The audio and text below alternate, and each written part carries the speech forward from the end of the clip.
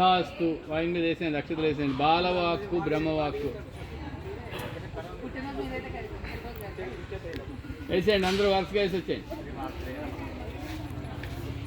శ్రీమాత్రే నమః. శ్రీమాత్రే నమః. శ్రీమాత్రే నమః. Come come come move. శ్రీమాత్రే నమః. శ్రీమాత్రే నమః. శ్రీమాత్రే నమః. శ్రీమాత్రే నమః. శ్రీమాత్రే నమః. శ్రీమాత్రే నమః.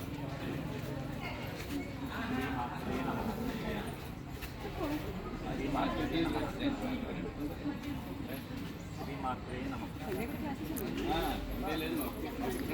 మంచిగా అనుకోండి, స్కూల్ మన అంటే మా సెలవులు మావి, గవర్నమెంట్ లెక్కలో కాదు.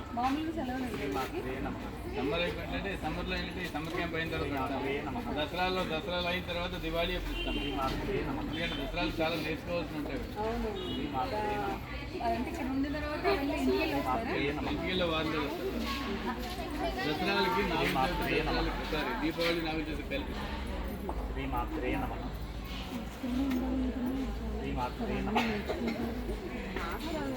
శ్రీమాత్రే నమః. సో విషయం ఏంటంటే ఈ రకంగా సంస్కృతంలో దీవించబడడం కానీ ఈ రకంగా వాళ్ళు చిన్నప్పుడే వాళ్ళు నేర్చుకుంటుండడం. They are innocent girls.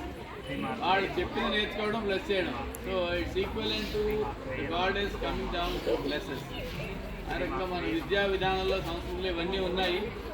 మనం దాన్ని ఆచరించకుండా తెలుసుకోకపోవడం అంటే తెలియజెప్తే నేర్చుకుంటారు. వీళ్ళందరూ ఎక్కడి నుంచో నేర్చుకుంటారు, అలాగే ఎక్కడికి వచ్చాక నేర్చుకున్నారు. In our hands, what kind of exposure we give to the girls or boys, based on that they will respond.